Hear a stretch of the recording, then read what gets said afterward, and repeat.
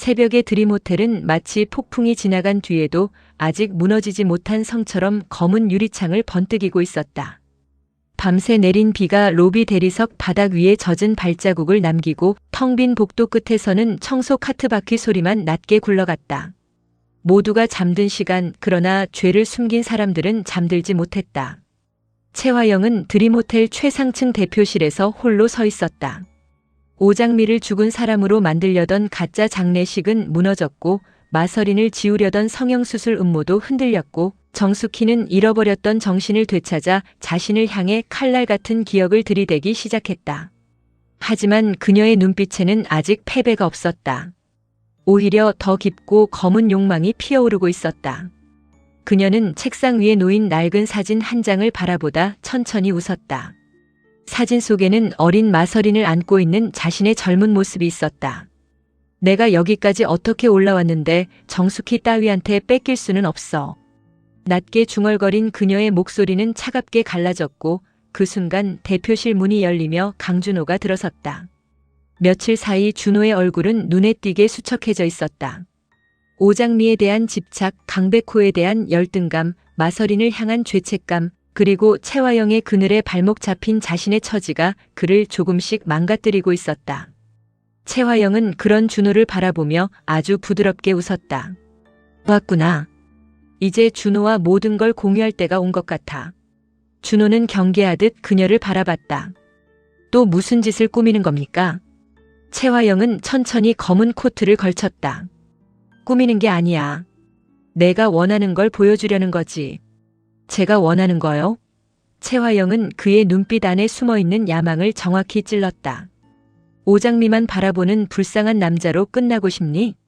아니면 강백호가 절대 가질 수 없는 힘을 갖고 싶니? 준호의 눈동자가 미세하게 흔들렸다. 그 한순간의 흔들림을 최화영은 놓치지 않았다. 사랑은 힘이 있어야 지킬 수 있어. 백호처럼 정의로운 척만 해서는 아무것도 못 가져. 장미도 드림그룹도 내 인생도. 준호는 이를 악물었다. 장미 씨 이름 함부로 입에 올리지 마세요. 최화영은 낮게 웃었다. 그래서 보여주려는 거야. 내가 장미를 갖고 싶다면 먼저 세상을 가져야 한다는 걸. 검은 차량은 새벽 도로를 가르며 외곽으로 향했다. 유리창 밖으로 도시의 불빛이 뒤로 밀려나고 오래된 공장지대의 낡은 창고들이 모습을 드러냈다. 차 안에는 말이 없었다. 준호는 옆자리에 앉은 최화영을 힐끗 바라봤다. 그녀의 옆 얼굴은 이상하리만큼 평온했다. 사람을 죽은 사람으로 만들고 딸을 지우려 하고 정숙희의 인생을 망가뜨린 여자라고는 믿기지 않을 만큼 차분했다. 하지만 그 차분함이 오히려 더 소름 끼쳤다. 차가 멈춘 곳은 폐쇄된 물류창고처럼 보이는 건물 앞이었다. 낡은 간판은 떨어져 있었고 철문에는 오래된 녹이 끼어 있었다. 최화영이 손짓하자 검은 양복의 남자들이 철문을 열었다. 안으로 들어서는 순간 준호의 눈이 커졌다. 겉으로는 버려진 창고였지만 내부는 전혀 달랐다. 벽면에는 수십 대의 서버가 돌아가고 있었고 금고실에는 현금 다발과 금괴, 차명계좌 서류, 해외 법인 등기부, 그림과 보석, 그리고 드림그룹 주요 임원들의 약점이 담긴 파일들이 차곡차곡 정리되어 있었다. 최화영은 준호의 반응을 즐기듯 천천히 걸어가며 말했다. 여기가 바로 우리가 드림그룹을 통째로 집어삼킬 페이퍼 컴퍼니다. 준호는 숨을 삼켰다. 이게 전부 불법 자금입니까? 최화영은 아무렇지 않게 대답했다. 불법이라 부르면 불법이고 힘이라 부르면 힘이야. 세상은 이름 붙이는 사람이 이기는 거니까. 준호는 서류 하나를 집어들었다. 거기에는 드림호텔, 드림백화점, 드림마트의 자금 흐름이 복잡하게 연결돼 있었다. 최화영은 그의 뒤에서 낮게 속삭였다. 마 회장은 늙었고 정숙희는 이제야 기억을 찾았고 오장미는 감정에 약하고 강백호는 정애 때문에 발목 잡힐 거야. 하지만 너는 달라. 너는 차갑게 계산할 줄 알지. 준호의 눈빛이 흔들렸다. 최화영은 더 깊이 파고들었다. 장미가 백호를 선택한 건 백호가 착해서가 아니야. 아직 내가 가진 게 없어서야. 준호는 고개를 돌렸다. 그만하십시오. 싫어. 최화영은 웃지 않았다. 내 안에 있는 욕심을 부끄러워하지 마. 장미를 갖고 싶지? 강백호를 이기고 싶지? 내 인생이 언제까지 동생 그림자 밑에 있어야 하니? 그 말에 준호의 턱이 굳어졌다. 그는 부정하고 싶었지만 마음 깊은 곳에서 이미 오래전부터 타오르던 불씨가 있었다. 강백호는 늘 밝고 따뜻했고 사람들은 그를 믿었다. 준호는 늘 완벽하려 애썼지만 사랑도 가족도 결국 백호에게 흘러가는 것만 같았다. 채화영은 그 열등감에 기름을 부었다. 이걸 잡으면 내가 판을 바꿀 수 있어. 오장미도 더 이상 널 무시하지 못할 거야. 준호는 떨리는 손으로 서류를 내려놓았다. 장미 씨는 그런 사람이 아닙니다. 채화영은 냉소했다. 사람은 다 변해. 특히 가장 소중한 걸 지키려면. 같은 시각 강남봉의 집 거실에는 또 다른 균열이 시작되고 있었다. 한영자는 남편을 마주한 채 오래 참아온 분노를 더 이상 누르지 못하고 있었다. 그녀의 눈가에는 밤새 울음을 삼킨 흔적이 남아 있었고 강남봉은 고개를 들지 못한 채 소파 끝에 앉아 있었다. 당신 언제까지 나한테 거짓말할 거야? 영자의 목소리는 낮았지만 그 안에는 수십 년 동안 억눌린 상처가 있었다. 남봉은 힘겹게 말했다. 영자야, 그 얘기는 그러나 영자는 테이블을 내리쳤다. 그 얘기 하지 말라고. 당신 무정자증 판정받고 힘들어할 때 누가 위로해줬어? 누가 당신 남자로서 무너질까봐 평생 입 다물고 살았어? 그 말은 거실. 바깥 복도에 서 있던 강백호의 심장을 그대로 관통했다. 그는 원래 어머니에게 서류를 가져다 주려다 두 사람의 대화를 듣게 된 것이었다. 발이 떨어지지 않았다. 숨이 멎었다. 무정자증. 그 단어가 머릿속에서 계속 울렸다. 준호와 자신. 강남봉의 두 아들. 그런데 아버지가 무정자증이었다면 자신은 누구의 아들이란 말인가? 백호는 천천히 거실로 들어섰다. 그러면 그의 목소리가 떨렸다. 영자와 남봉이 동시에 돌아봤다. 백호의 얼굴은 충격으로 새하얗게 질려 있었다. 나 엄마 아빠 아들이 아닌 거야? 영자는 입술을 떨었다. 백호야, 남봉은 벌떡 일어섰다. 아니다. 그런 거 아니야. 하지만 그 부정은 너무 늦었다. 백호는 한 걸음 물러섰다. 지금까지 자신의 뿌리라 믿었던 가족이 한순간에 흔들리는 느낌이었다. 그럼 누구 아들인데요? 형은? 형도요? 아니면 나만요? 영자는 눈물을 흘리며 다가가려 했지만 백호는 손을 피했다. 말해줘요. 제발 이번엔 숨기지 말고. 남봉은 얼굴을 감싸쥐었다. 영자는 결국 무너진 목소리로 말했다. 너를 낳은 건 나야. 그건 변하지 않아. 백호는 고개를 저었다. 그럼 아버지는요? 긴 침묵. 그 침묵이 모든 대답보다 잔인했다. 백호는 웃었다. 믿을 수 없다는 듯 상처받은 아이처럼 웃었다. 그래서였구나. 형하고 내가 그렇게 달랐던 게 그래서였어. 영자가 울며 말했다. 백호야, 엄마가 널 속이려고 한 게 아니야. 너를 지키려고. 백호는 차갑게 말을 끊었다. 다들 지키려고 거짓말했다고 하네요. 채화영도 엄마도. 그 말에 영자는 그대로 무너졌다. 한편 정숙희는 머리에 수건을 두르고 낡은 청소복을 입은 채 드림호텔 직원 출입구 앞에 서 있었다.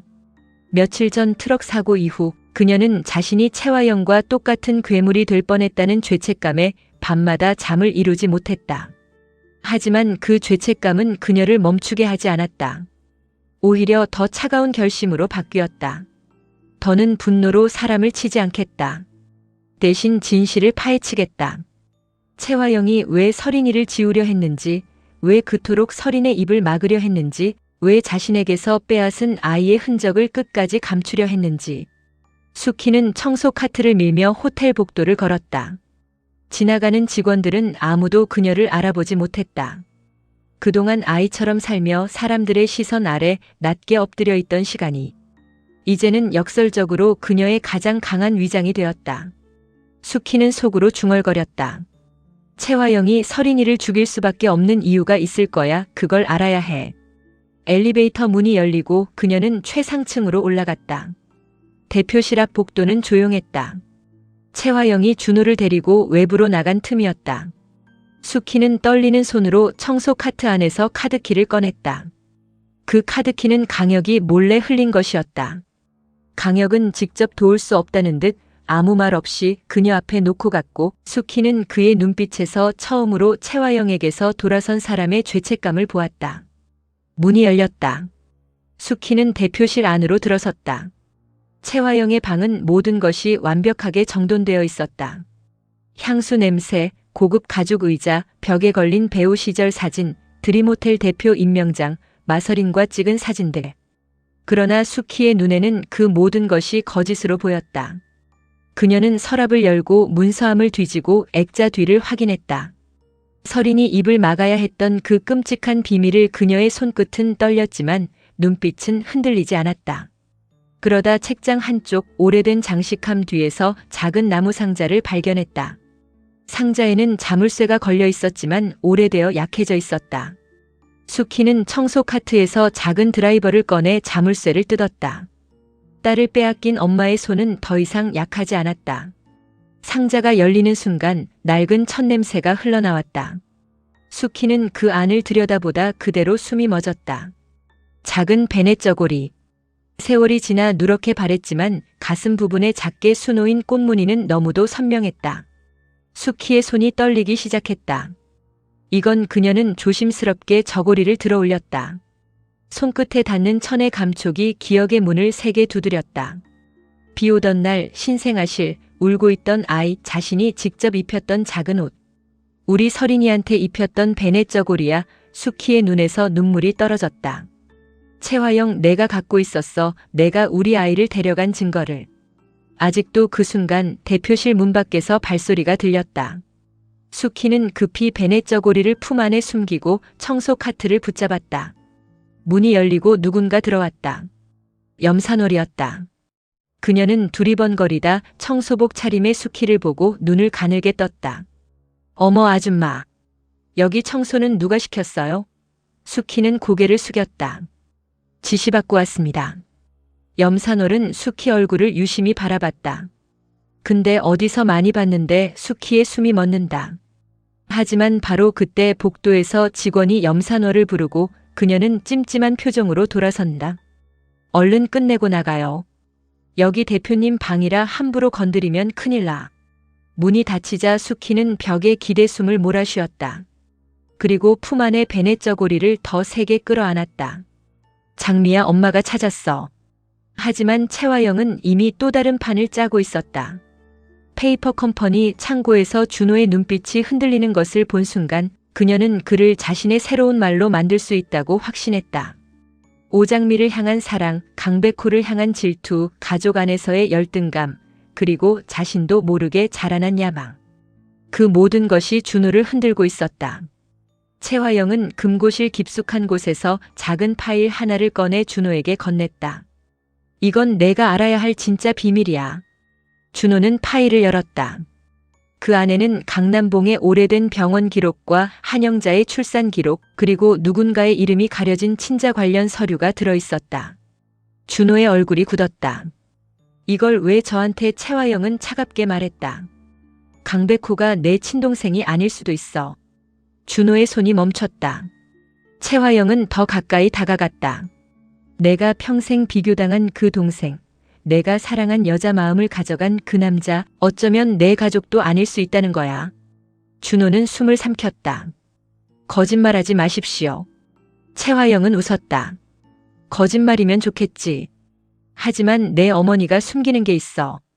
강남봉도 알고 있고. 준호의 눈빛은 점점 어두워졌다. 이미 백호에 대한 질투로 흔들리던 마음에 출생의 비밀이라는 독이 스며들기 시작했다. 채화영은 마지막으로 속삭였다. 이제 선택해. 백호에게 계속 빼앗기며 살 건지 아니면 내가 먼저 판을 뒤집을 건지. 그날 저녁 백호는 혼자 강변을 걷고 있었다. 비가 다시 조금씩 내리기 시작했다. 그는 휴대전화에 저장된 가족 사진을 바라봤다. 어린 시절 자신과 준호, 그리고 영자와 남봉. 웃고 있는 사진 속의 가족은 너무 평범하고 따뜻해 보였지만 이제 그 모든 것이 거짓말처럼 느껴졌다. 그때 장미에게서 전화가 걸려왔다. 그는 한참 망설이다 받았다. 백호 씨 어디에요? 장미의 목소리에는 걱정이 묻어 있었다. 백호는 애써 밝게 말하려 했지만 실패했다. 장미 씨, 나 오늘 좀 이상한 얘기를 들었어요. 무슨 일 있어요? 백호는 강물 위에 번지는 불빛을 바라보며 낮게 말했다. 내가 누구 아들인지 모르겠어요. 수학이 넘어 장미는 숨을 멈췄다. 백호는 웃었다. 웃기죠. 남들 사건 파헤치고 변호한다고 살았는데 정작 내 인생 서류는 내가 한 장도 못 봤어요. 장미는 조용히 말했다. 백호 씨 어디 있어요? 내가 갈게요. 그 말에 백호의 눈가가 젖었다. 그는 지금 누구보다 그 말이 필요했다. 자신이 누구인지 모르겠는 순간에도 자신을 찾아오겠다는 사람이 있다는 것. 하지만 동시에 그는 두려웠다. 자신에게 숨겨진 비밀이 장미의 비극과 연결되어 있을까봐. 장미 씨, 만약 내가 당신한테 상처 주는 쪽 사람이면 어떡하죠? 장미는 단호하게 말했다. 그건 백호 씨가 정하는 거예요. 태어난 곳이 아니라 누구 편에 서는지가 사람을 정해요. 백호는 눈을 감았다. 그 말이 그를 간신히 붙잡았다. 그리고 드림호텔 최상층, 수키는 베네쩌 고리를 품에 숨긴 채 빠져나오려 했지만 엘리베이터 앞에서 채화영과 마주친다. 채화영은 준호와 함께 돌아오는 길이었다. 준호는 수키를 보자 놀란 듯 멈칫하고 채화영의 눈은 단번에 청소부 차림의 수키를 꿰뚫는다. 정숙혜 씨. 그 한마디에 복도 공기가 얼어붙는다. 수키는 천천히 고개를 든다. 더 이상 아이처럼 겁먹은 얼굴이 아니다. 기억을 되찾은 엄마 잃어버린 딸의 흔적을 품에 안은 여자, 그리고 채화영이 가장 두려워하는 증인이었다. 채화영은 차갑게 웃었다. 이제 청소부 놀이까지 해요? 수키는 대답하지 않는다. 채화영의 시선이 수키의 품 쪽으로 향한다. 뭘 훔쳤을까? 순간 수키의 손이 베네쩌 고리를 더 세게 움켜쥔다. 채화영의 눈빛이 변한다. 그녀는 직감했다. 저 여자가 봐선 안 될 것을 봤다. 준호는 두 사람 사이의 공기를 느끼고 불안하게 묻는다. 무슨 일입니까? 채화영은 수키에게 한 걸음 다가갔다. 내놔. 수키는 낮게 말했다. 내가 훔쳐간 거야. 채화영의 얼굴이 굳었다. 뭐? 수키는 품 안에서 낡은 베네쩌 고리를 꺼냈다. 누렇게 바랜 작은 옷이 복도 조명 아래 드러나는 순간 채화영의 얼굴에서 피가 빠져나갔다. 수키의 목소리는 떨렸지만 그 안에는 칼날 같은 분노가 있었다. 우리 서린이한테 입혔던 베네쩌 고리야. 준호는 숨을 삼켰다. 채화영은 아무 말도 못했다. 그 침묵이 모든 고백이었다. 수키는 눈물을 흘리며 말했다. 내가 내 아이를 안고 갔던 날 그 아이가 이 옷을 입고 있었어. 그런데 이게 왜 내 방에 있어? 말해. 내가 왜 이걸 갖고 있어? 채화영은 입술을 떨다가 억지로 웃었다. 정숙혜 씨, 또 기억이 뒤섞였나 보네요. 수키는 한 걸음 다가섰다. 내 기억이 아니라 내 죄가 뒤섞인 거야. 준호는 채화영을 바라봤다. 처음으로 그의 눈빛 안에 의심이 선명하게 피어올랐다. 대표님, 이게 사실입니까? 채화영은 준호를 노려봤다. 넌 빠져. 그러나 준호는 물러서지 않았다. 아까 당신은 저한테 모든 걸 공유하자고 했죠. 그럼 이것도 말해보세요. 서린 씨는 대체 누구 딸입니까? 복도 끝에서 엘리베이터 문이 열린다. 장미와 백호가 뛰어들어온다. 장미는 수키의 손에 들린 베네쩌 고리를 보고 그대로 멈춘다. 엄마 수키는 장미를 바라보며 울먹인다. 찾았어. 우리 서린이 옷 엄마가 입혔던 거. 장미의 눈에서 눈물이 차오른다. 백호는 채화영을 노려본다. 이제 더 이상 빠져나갈 곳 없습니다. 하지만 채화영은 놀랍게도 다시 미소를 되찾는다. 궁지에 몰릴수록 더 사악해지는 여자. 그녀는 천천히 손뼉을 친다. 다들 참 감동적이네. 베네쩌 고리 하나 들고 드디어 가족 상봉이라도 한 줄 아나 봐. 장미가 이를 악문다. 당신은 끝났어. 채화영은 장미를 향해 고개를 기울였다. 정말 그렇게 생각해?